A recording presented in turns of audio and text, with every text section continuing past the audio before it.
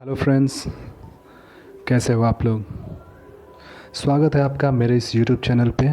मेरा नाम है दीपक कुमार प्रसाद और मैं LIC ऑफ इंडिया में इंश्योरेंस एडवाइज़र हूँ। आज मैं आप लोगों से एक ऐसे टॉपिक पर डिस्कशन करने आया हूँ जो कि हम जैसे इंश्योरेंस एडवाइज़र को बहुत ही ज़्यादा परेशान करती हैं। ये एक ऐसी चीज़ है जो कि है तो इलीगल, लेकिन most of the insurance adviser ये काम करते हैं इलीगल होते हुए भी, और सबको पता है कि ये इलीगल है बट स्टिल करते हैं।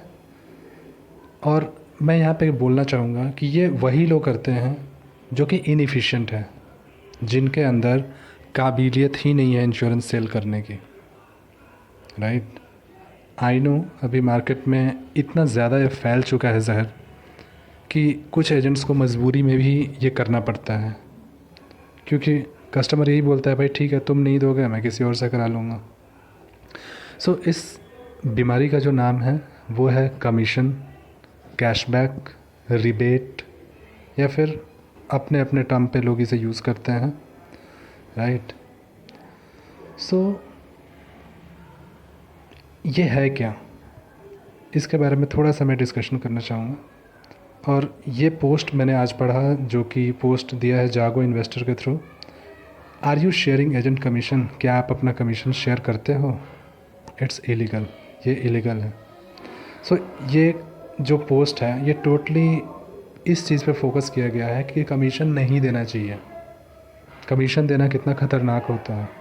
राइट, सो स्टार्ट ही किया इसने कि डिस्काउंट कितना दोगे, मिश्रा जी मुझे 35% दे रहे हैं।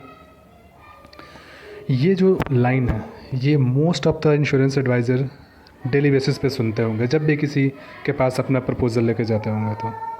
राइट, आप सब ने भी फेस किया होगा, ऐसे ही बोलते हैं सारे। राइट, सो ये जो है टर्म, चाहे वो लाइफ इंश्योरेंस हो या फिर म्यूचुअल फंड हो या फिर जो भी है हेल्थ इंश्योरेंस, इवन हर जगह जो है कमीशन लोग मांगते हैं।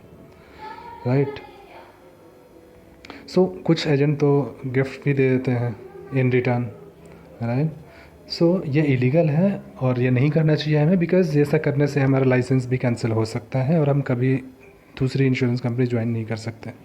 कमीशन काम कैसे करता है, सो यहाँ पे देखिए दिखा रखा है, कस्टमर ने 40,000 पर ईयर की पॉलिसी ली, आपने 4-5 हज़ार रुपये उसे ऑफ़र कर दिए, कस्टमर खुश हो गया, आपकी भी पॉलिसी सेल हो गई। आप इनएफिशिएंट हैं, आप काबिलियत नहीं है, इसलिए आप पैसे दे रहे हैं। राइट, अदरवाइज़ अगर आपके पास अच्छा कॉन्फिडेंस होता, अच्छे से आप ऑब्जेक्शन हैंडल कर पाते हैं, तो आपको ये वापस नहीं देना पड़ता जो 4-5 हज़ार रुपये आप गंवा रहे हैं। राइट, इसके अलावा ये काम कैसे करता है, तो सिंपल सा इसमें एग्जांपल दे रखा है कि एक एजेंट ने अगर पॉलिसी बेची 10 लाख सम एश्योर्ड की, 50,000 पर ईयर की अगर प्रीमियम आई तो उसमें 15,000 रुपये कमीशन मिलता है उसे। उस 15,000 में से 5 या 10,000 रुपये वो पहले साल का जो है वो गिफ्ट दे देते हैं या फिर ऑफ़र कर देते हैं। राइट, सिर्फ इस डर में कि ये बिज़नेस किसी और के पास ना चला जाए या फिर मैं लूज़ ना कर दूँ। ठीक है, अब यहाँ पे जो अगला क्वेश्चन है, इसे हमें क्यों इमीडिएट बेसिस पे रोकना चाहिए एजेंट कमीशन? वो सिर्फ इसलिए because as per insurance act ये इलीगल है और इस चीज़ को हमें इनकरेज नहीं करना चाहिए, बिकॉज़ इससे हमारा रिलेशनशिप जो है कस्टमर के साथ वो ख़राब होता है। अगर हम कस्टमर एजेंट से उसका कमीशन शेयर करेंगे तो कमीशन एजेंट का होता क्या है, वही तो उसकी सैलरी होती है। राइट, आप उससे उसकी सैलरी का कुछ हिस्सा मांगोगे, उससे उसके रिश्ते ख़राब होंगे, वो दुखी मन से फॉर्म भरेगा, बहुत सारी चीज़ें इनकम्प्लीट हो जाएंगी। राइट, इन फ्यूचर आपको जाके दिक्कत होंगी वो। So as per section 41 of insurance act ये लीगल है, इसे नहीं करना चाहिए।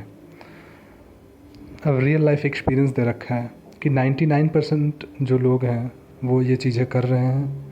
राइट, और मोस्टली जो है इंडोमेंट प्लान्स या मनी बैक प्लान्स में एजेंट से करते हैं, बिकॉज़ वहाँ पे अच्छा खासा कमीशन मिलता है।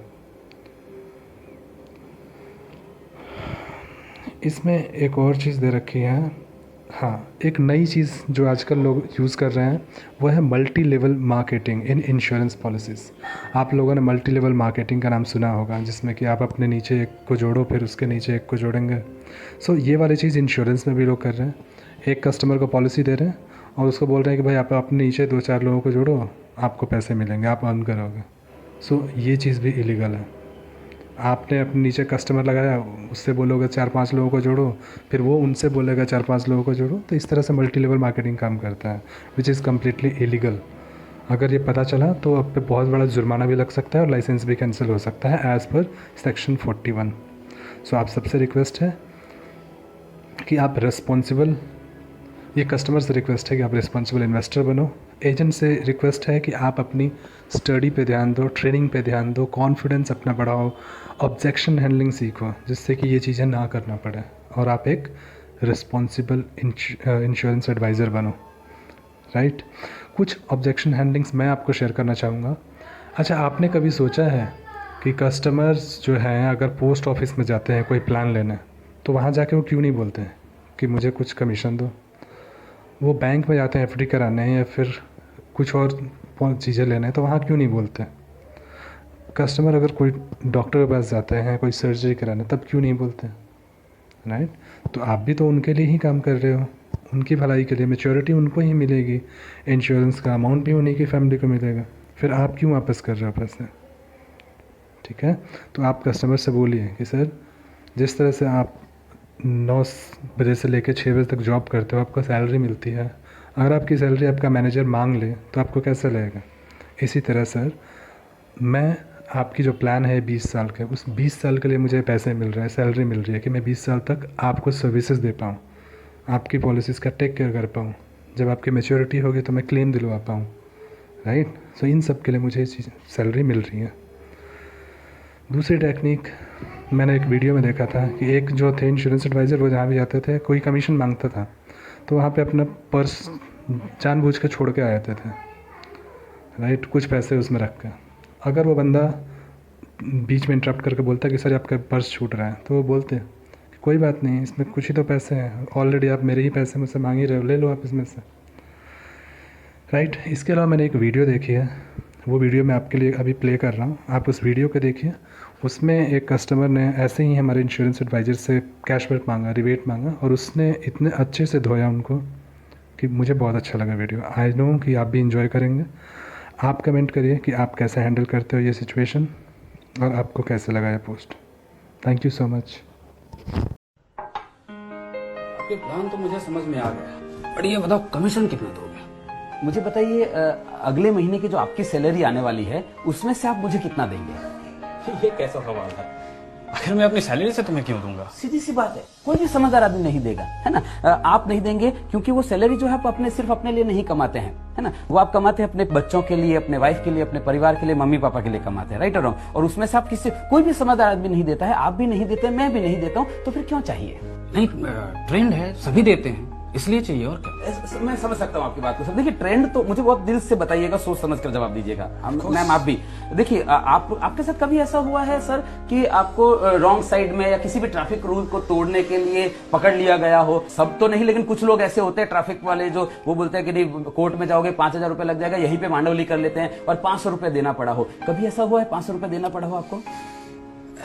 एक्चुअली हमेशा होता है। और वो क्यों देना पड़ा? क्योंकि ट्रेंड है ना, ट्रेंड है। लेकिन क्या खाली आपने उसको 500 रुपए दिए थे, साथ में कुछ और भी दिया था? पैसे ही दिए थे। सोच कर जवाब दीजिए सर, सिर्फ रुपए दिए थे कि कुछ और भी दिया था साथ में? अंदर से क्या निकला था? हाँ, एक्चुअली बद्दू आ गई। राइट, है ना। ट्रेंड है ना, ट्रेंड है, आपको पता है कि हाँ ये ट्रेंड है, उसके बावजूद भी आपने सिर्फ रुपए नहीं दिए थे उसको। कभी आपको परिवार वालों के साथ जाना पड़ा हो ट्रेन में, है ना, मम्मी पापा को, वाइफ बच्चों को लेकर जाना पड़ा हो और टिकट कंफर्म नहीं हुआ है, फेस्टिवल सीजन है, पीक सीजन है, बिल्कुल स्कोप नहीं है, टीटी के साथ सेटिंग करना पड़ा। कुछ टीटी ऐसे होते हैं जिनके साथ आप सेटिंग कर सकते हैं, राइट, सब नहीं तो कुछ होते हैं। टीटी ने बोला देखो भैया अभी सीट अवेलेबल नहीं है, नॉर्मली 400 रुपए लगता है लेकिन अभी 1000 लूंगा, और परिवार के साथ जा रहे हैं आप और आपको 1000 रुपए देने पड़े पर पर्सन। क्या खाली रुपए दिए थे, साथ में कुछ और भी दिया था? ऑफ कोर्स मन से गाली भी निकलती है। सीधी सी बात है ना। सामने नहीं देते हैं, बाद में देते हैं। ट्रेंड है, उसके बावजूद भी आप खाली पैसा नहीं देते हैं, साथ में आप गाली भी देते हैं, बददुआ भी देते हैं। मुझे एक बात बताइए सर, आपकी जिंदगी में ऐसी क्या मजबूरी आ गई है कि किसी की गाली और बददुआ भी लेने? आपको क्या लगता है वो जो एजेंट आपको दे रहा है वो खाली आपको पैसा दे रहा होगा, साथ में कुछ और भी दे रहा होगा? मैम आप मुझे बताइए, आप कभी रेस्टोरेंट में खाना खाने गए हैं, है ना, और खाना खाने गए हैं, खाना परोस दिया, आपके बच्चों को थाली परोस दी, मम्मी पापा को परोस दी, आपकी परोस दी, और अचानक से कोई व्यक्ति आपके बच्चों के आगे परोसी हुई थाली छीनकर भाग जाता है, क्या करेंगे आप? सीधी सी बात है, आपके बच्चे के आगे से एक वक्त का निवाला छीनकर कोई भाग जाता है तो आप उसको पकड़ के मारते हैं। वो जो व्यक्ति दे रहा है वो अपने बच्चों के आगे से 5 साल का निवाला छीनकर आपको दे रहा है। घंटी नहीं बजती आपके दिमाग में कि ऐसी तो उसकी क्या मजबूरी हो गई होगी कि उसको अपने बच्चों का पेट काट कर आपको पॉलिसी देनी पड़े? वो आपको पॉलिसी बेचने के लिए आ रहा है कि खरीदने के लिए आ रहा है? मुझे एक बात बताइए सर, ऐसी क्या कमी रह गई आपकी जिंदगी में कि किसी के बच्चों की हाय लेनी पड़ रही है आपको?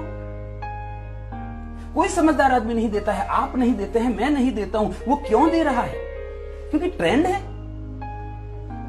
और अगर आपको ऐसा लगता है कि दे रहा है ना मुझे नहीं, आई एग्री विद दैट, दे रहा है ना मुझे नहीं मतलब है, आपको मतलब नहीं होना चाहिए, ऐसा आपको लगता है। पर मैं सर आपको कहना चाहता हूं आपको मतलब होना चाहिए। कभी आप शादी में गए हैं? किसकी शादी में गए? अपने दोस्त की शादी में गए, फिर आपने डांस भी किया होगा, आगे घोड़ी के आगे डांस भी, और बहुत बढ़िया डांस कर रहे हैं, और आपको डांस करते हुए देखकर जो दोस्त के ससुराल वाले हैं, दुल्हन के पक्ष के हैं, वहां से कोई मामा जी आता है, कोई फूफा जी आता है, और वो पैसा घुमाकर दूल्हे के ऊपर और दुल्हन के ऊपर ऐसे घुमा के और आपको दे देता है, लेंगे क्या? क्यों नहीं लेंगे? दे रहा है ना, मुझे क्या मतलब है, दे रहा है ना, तब तो नहीं ले लेते हैं आप, क्योंकि आपको पता है किसी के ऊपर घुमाकर दिया हुआ पैसा नहीं लेते हैं। वो व्यक्ति अपने बच्चों के ऊपर घुमाकर पैसा दे रहा है, क्यों चाहिए आपको वो पैसा? कोई समझदार आदमी नहीं देता है सर, आप नहीं देते हैं, मैं नहीं देता हूं, क्यों चाहिए? Right, okay, got it. तो बताइए पेपर वर्क क्या करना है?